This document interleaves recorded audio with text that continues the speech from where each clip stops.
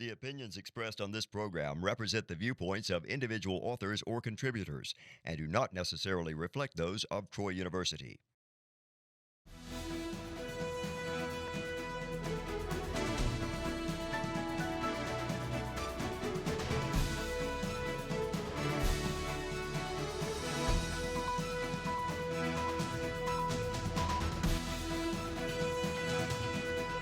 Hello and welcome to EconVersations.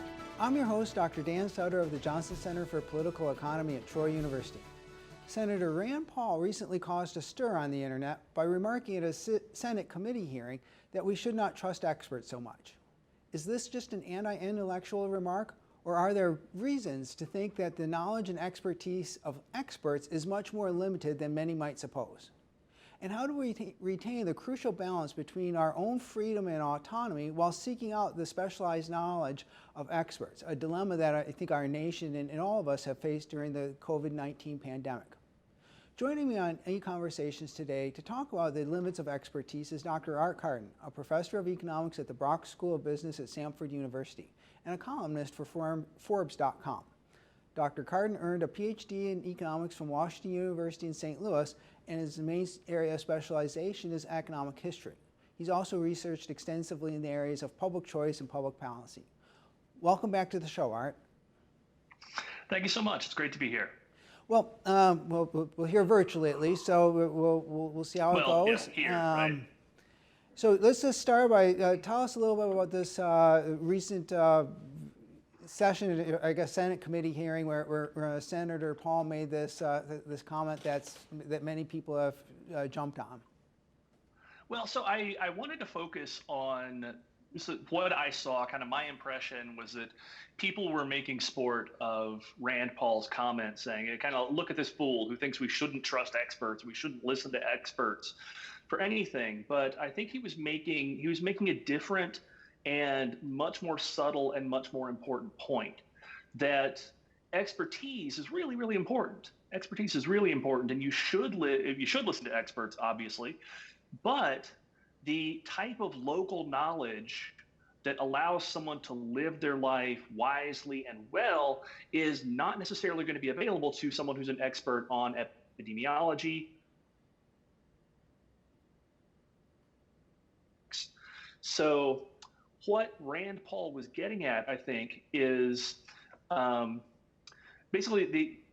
think he was basically arguing not that we should just throw experts out the window and not listen to them, but rather that we should be a little bit more humble about the extent to which we trust experts to run other people's lives. Well, and just, New York Governor Andrew Cuomo, I know recently remarked in the aftermath of many of the policies that they put on, that he made a remark about how there are all these experts with their expert projections, and he said of them, they were all wrong. So there has been frustration, I think, a voice with experts from both sides. And like I said, I think there's some good reasons why we might want to be skeptical, and we wanted to get into some of those. And I think the first one I want to mention is there's this phenomenon known as the wisdom of crowds. And sometimes, like even people, even the lay population, even average people, as an aggregate, can be a lot smarter than we might think that they could possibly be, because especially individually, maybe they don't have any expertise. But as a group, they can be quite smart. Yeah, that's a very good point.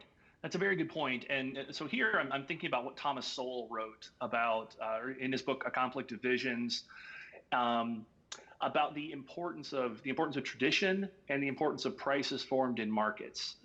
Because in a lot of cases, these embody very, very difficult to articulate little bits of knowledge and occasionally little bits of wisdom that make for flourishing, that just make it easier to cooperate and make it easier for us to use resources the right way. So I've always been something of an idealist, and I would see social institutions and say, okay, well, why are things this way? This doesn't seem to make any sense.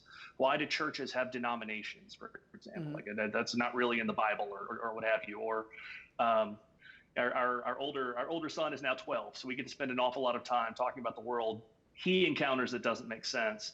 But I remember a friend pointing out that any any social institution that you observe persists because at some point in the past it solved a problem.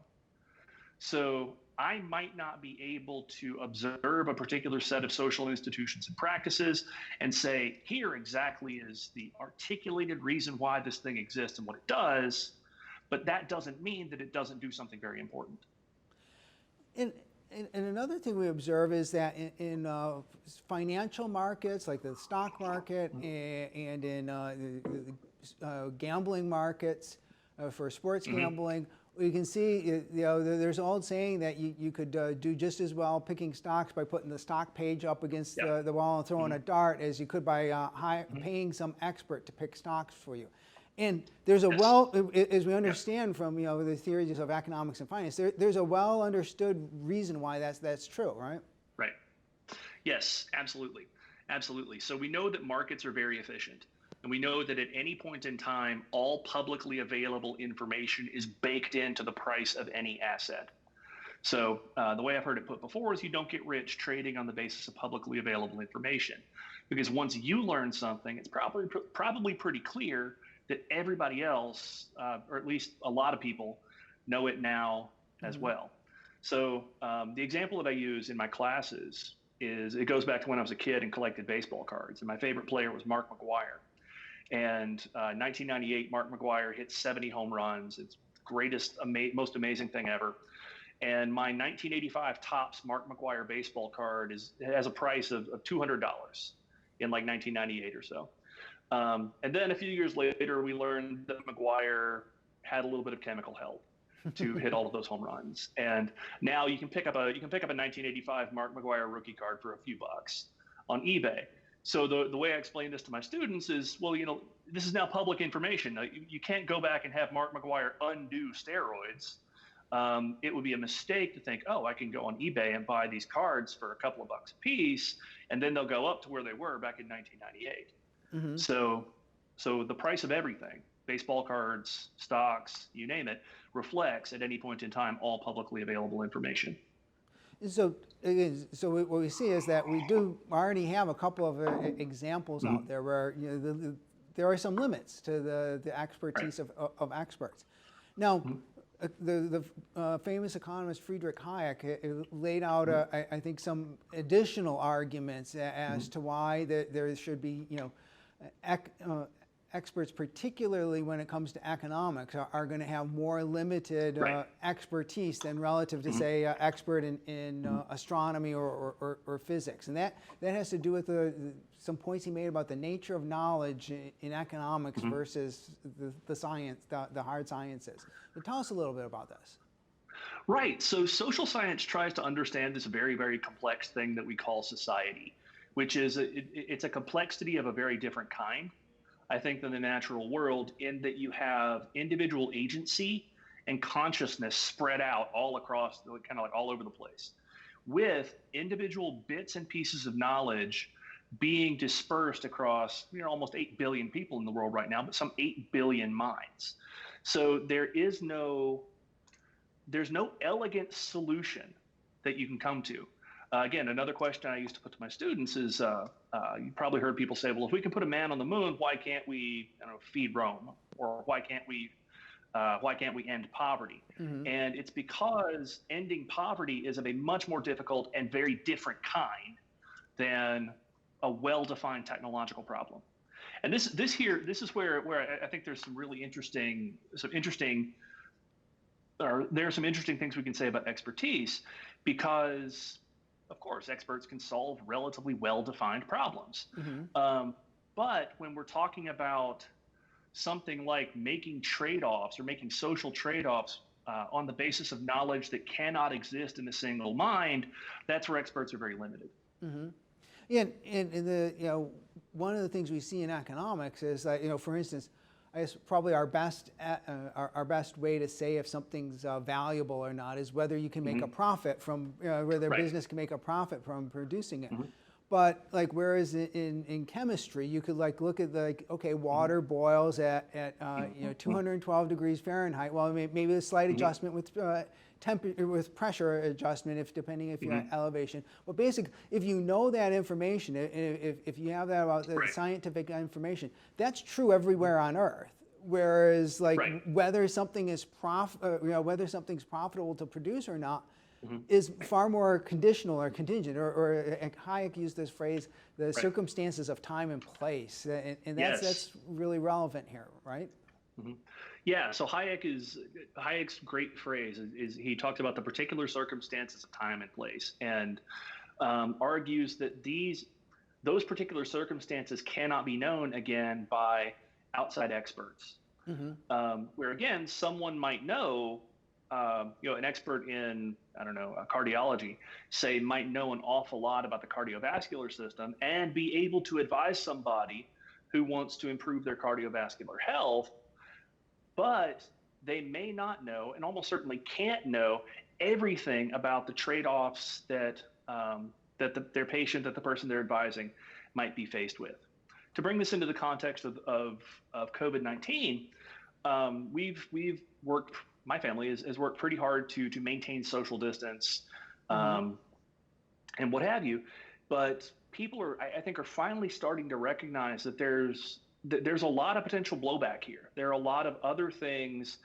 There are a lot of other things that matter in life besides minimizing disease transmission, particularly for a disease that, as I understand it, primarily has bad mortality consequences for the elderly and the already very ill.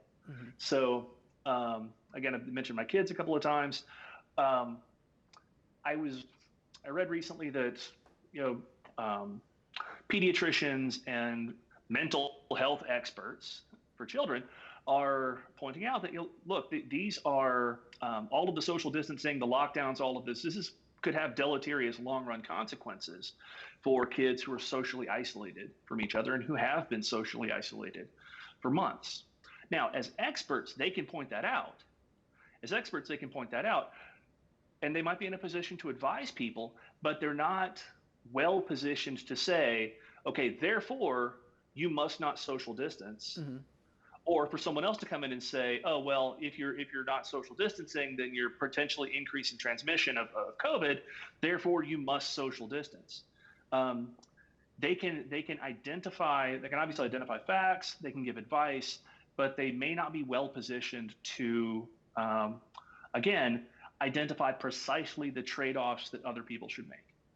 And this is really getting into another element of Hayek's point here, and that is the nature of the values that we're pursuing in economics. So economists like to use the term subjective value, or the value is subjective. And that's another thing that's going to make it hard for experts to know what works for somebody. Because we've heard a lot of people talk about the trade-off between health versus, say, the economy. And but the important thing is that each of us might make that trade-off differently. We're going to have different values, and this is what we're getting at in terms of this subjectivity of value. So talk a little bit about this for us. Yeah, so I think a really good example of that, again, would just be something like health. So you could presumably live a very long, healthy life by eating, I don't know, nothing but salad and carrots, which are fine, but there are a lot of other things, again, in life that people find worth doing. They like ice cream, they like steak, they like all sorts of different things, and they're willing to make those trade-offs. They're willing to say, I'm willing to sacrifice a little bit on the health margin in order to have a little bit more on the joy margin. The economist Murray Rothbard, I'm told, had said that every calorie says yay to life. And he passed away, I think, at age 70 or 71, but was very deliberate. Like, he really enjoyed good food and drink, and was willing to make that trade-off. We're, again, not going to be terribly well positioned to make choices for other people about what they should be doing. And we can say, no, sorry, go ahead. Oh, go ahead. Yeah, I was going to say, we can say given your values, if you value this thing, that thing, the other thing, then this is a prudent course of action. But it may very well be that people, again, have different values. People, again, have different preferences. People, again, have different ideas about what it means to live well. And I think part of being a responsible member of a large society is understanding which trade-offs to make and which trade-offs not to make. There comes a point at which being around people matters so much, just for your own mental health, for your own sanity, for your own sort of social health, that it might make sense to trade off a slight increase, say, in the probability of disease transmission of any kind. Yeah, and different people are going to look at these trade-offs differently, and they're perfectly, it's not that one person's morally superior to the other. Right. We each have our values, and we should have freedom to pursue our values here. And so, I mean, and this is another part of what makes expertise somewhat limited in economics, because if we were going to try to, if we did as a nation need to try to make some trade-off between health versus the economy, at some level you have to know like how all 330 million Americans value this trade-off, and that's what makes the decision that's what makes expertise in economics far more limited than like what a physicist could do, or a medical doctor, where their knowledge, they can know like how molecules are going to behave. This is true, and it makes one of the things that's interesting about the policy responses to coronavirus is, so one of the things that expertise tends to do is it tends to collapse very complex problems, which is extremely useful. I mean, we teach models of supply and demand in introductory economics classes and things like that, but sometimes we have the tendency to think that our little collapsed versions of reality are all that matters. And furthermore, and this I think is really important with respect to epidemiology, with respect to overall social health, there are a lot of different ways in which there could be negative unintended consequences for things like public health from having everybody isolated all the time. And the sky's the limit in terms of what we're going to discover as social scientists really dig into the data and ask, okay, what did the lockdowns do to people's mental health? What did it do to people's physical health? What did it do to, et cetera, et cetera, et cetera? We've had, as I understand it, in some places, big increases in domestic violence. And that's the sort of trade-off that, again, we're going to be we may not be particularly well positioned as experts to make on other people's behalf. Someone who wishes to get out of an abusive relationship might be willing to flout social distancing norms. I don't think we're in a very good position to say that person has done something wrong. At one level in economics, was probably like the height of the idea of applying some of the nature ideas of science to economics was the whole idea of socialism to begin with. Because I mean, socialism was a century ago dubbed like scientific socialism. It was thought that like we're simply going to apply the same kind of rationality to the organization of society that we've applied in other spheres of human knowledge, and the fact that socialism in some sense didn't work out very well, because ultimately planning centrally planning the economy would be the height of trying to apply expertise in the economic realm, right? Yes. Yeah, absolutely. This was the promise of the Bolshevik Revolution. The promise of socialism was that a committee of experts would literally plan the economy for everybody on everybody's behalf, and that it would lead to material superabundance and universal brotherhood. It was argued that socialism, by virtue of the fact that it would be scientific and rational and well planned, would be much more efficient and much more productive than free market capitalism that Karl Marx had called the anarchy of production. And again, Hayek's argument, building on an argument made by Ludwig von Mises about 2.5 decades before that, boils down to asking whether the planners will have access to the relevant knowledge they need in order to decide, make correct choices about what should be produced, where, when, and how.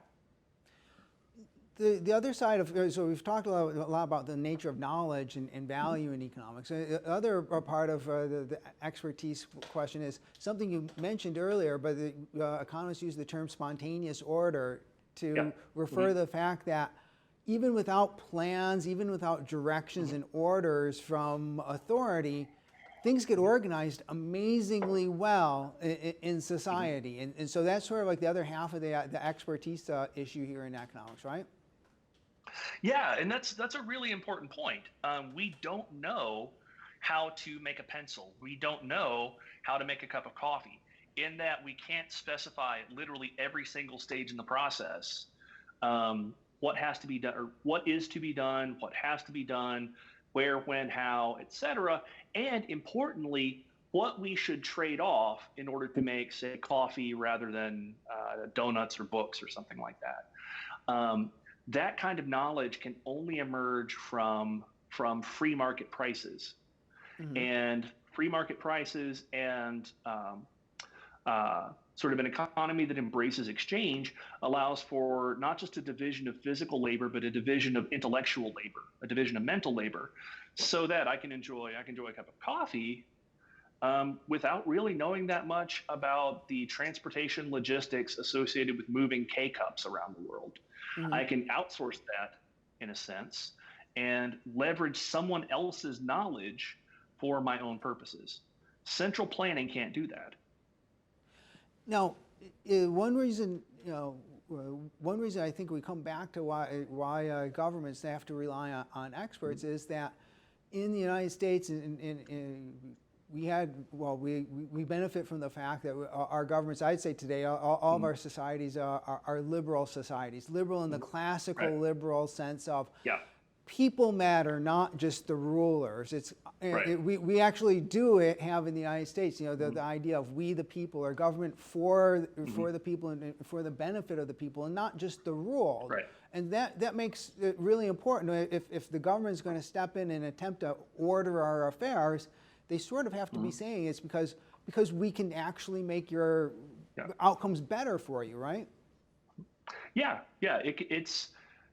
It's some variation on we can improve outcomes either by whatever your standards happen to be, or we can improve outcomes by again some sort of articulated understanding of what it means to live a good and flourishing life. One